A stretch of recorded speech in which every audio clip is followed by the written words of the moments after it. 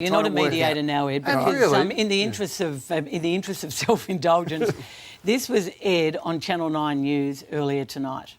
If a member comes to you now and says, I've lost both my jobs, I need my money back, you would say... If you believe that the clubs and AFL football is important, please stick with us at the moment. You're not listening to me, Tony. You're trying to get a headline, and this is what we don't need at the moment. No, mate. I'm not trying to get a headline, Eddie. I'm trying to get an answer. If a member comes to you, if a member comes to you and says they want their money back, will you give the money back? Tony, I just said to you, if you've got financial hardship, speak to your club. We're there to help you. We always do. You want to hear what the answer is, or do you want to keep asking questions? No. We're running out of time. But you can love your club without actually putting your hand in your pocket too, Eddie. And Tony, if we don't have enough people putting their hand in the pocket, there will be no club. It's as simple as that. Okay, unfortunately, there's a lot of empty pockets, Ed. Anyway, you're nice and they'll be looked after, Tony. Don't make this into people taking money out of people's pockets. Don't wind me up when you're with a smart-ass last line, OK? This is desperate stakes, and don't try and make a headline. I'm not trying to make a headline, Eddie. Right? Anyway, so, mate, there'll be more in Footy Classified tonight. But they must tonight. stick with their supporters, OK? I see red, I see red, I see red, I see red. I've had an issue in recent times about the politics of envy that has been perpetrated by the media against certain areas of this football world. We know everyone's doing it tough. We know that absolutely. But we're talking about the football world at the moment. A couple of weeks ago, it was the greedy administrators who then took a major pay cut. It was the greedy players. Last Wednesday, I said this will get sorted out next couple of days, and it did within 2 days. And tonight, Tony quite rightly asked the questions, what about people who might need to get their membership money back? Clearly that is a situation that is there. You ring your club, they'll look after you. They always do, because the football club is owned by the members. It's not owned by private industry. It's not some oligarch sitting over the top counting the money and diving into their swimming pool like Scrooge McDuck.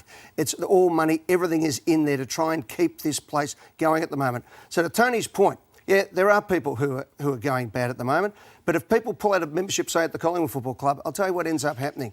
All the philanthropic situations where 450 people tonight are sleeping in houses provided by the Magpie Nest, the 6,000 meals that are served every week, which is discretionary spend at Collingwood because that is the ethos of the Collingwood Football Club. If people are doing it hard, of course we'll look after them. But if there is a run on the clubs, I'll be perfectly honest about this, if there's a run on the clubs, on the membership at the moment, then we don't have to worry about the $600 million that the banks are going to give us because it'll be all over. It's as simple as that. I ask the media, yes, let's have discussions like we're trying to do here, but don't try and pick hero or zero. People aren't ripping off anybody. It's one in, all in at the moment. The entire football world is absolutely aching, and that doesn't just mean those who are playing football or running football clubs or the sponsors or anybody else. It's every member, every supporter. We've had people at football clubs. I just got a message before. The Essendonians, more Essendonians are signing up at $10,000 to not go to the football than ever before. We've received memberships at Collingwood and Hawthorn, have not had one person ask for their membership back at Hawthorn. But at Collingwood, we've had people ring up and say, I want to pledge a membership to my grandfather who died, who loved the Collingwood Football Club, and so it goes on. If you have no money, of course we'll look after you. So why didn't you answer the question when Tony asked it? I couldn't get it away. I couldn't get it away. No, he asked it 3 times and you never actually said, yes, of course, we'll give the money back. I said it 3 times. There was an edit in there, Caro, right? There was an edit in that bit. But the point was, I wanted to set up the scene, right? I'll tell you what, if I said, right, ring tomorrow, we'll give all your money back, that's fine, because we won't have to worry about having a show next week. There'll be no football. Right, it's a bit like the virus at the moment. We're trying to spread it there. We're trying to say to people who don't need to take their money back. Your club might be dealing well with your members, but Ross, there are some clubs who are not communicating that well with their members, and members are getting quite concerned. Some clubs are having Skype meetings and Zoom meetings and telling their senior coteries what are going on. Some aren't. But that's the responsibility of the clubs to get it right. The CEOs, that's when you earn your bucks now. When times are tough, you need to stand up, strategise and deliver for your members. And people, Caro, are still... We don't know. I mean, if I could say to you tonight, hey, listen, we'll give all the membership back because we're right, No, he didn't say that. He said if someone rang up, would you give it back? And you were banging on about the Susso workers. No, but I was putting in the context that the clubs are built. The Collingwood Football Club was built out of the Great Depression, out of the one in 1890. Look, I can understand his frustration. You weren't answering the question. And there are media people who are getting a bit sick of being picked on as well, by the way. He's got a point. Oh, really? Come on, give us a spell, no, boo-hoo for the people who actually seriously no responsibility in the media. We can say anything we like, and then people have to mop up the mess the next day. It's irresponsible to say that there are a lot of people genuinely hurting who need their membership money back. You're not going to get the last line there, which is a nice little bon mot that was nicely, scripted ahead of time to make us look bad. I tell you what, we're all in it together.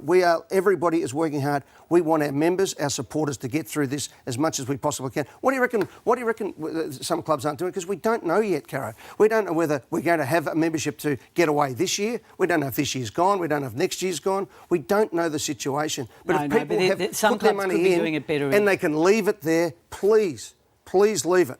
Right? I still remember going down to Collingwood and buying non-redeemable premiership bonds. Right? We were told then it was a non-redeemable premiership bonds. You remember Save Our Skins, right? It's the same as when the plate goes round at church. You put your money in and it goes there because you believe in an institution. It's not just a transactional situation. It's about the emotion. I saw an Essendon little boy tonight when I was driving in his Essendon we jumper heard that and on the socks. Channel 9 News. Yeah, well, I'm telling it now. You know what? And I looked at him holding his dad's hand and my heart jumped out of my chest that there was a little boy who loves his club so much. It's something that's big in his family and he wants his club to be there. That's all we're saying. Let's all stick together and we'll get to that position. But don't start picking fights that don't need to be there, scaring people and dividing people against each other. You don't have members fighting against their club. You need everybody in together. Well, just answer the question. Oh, I did, again.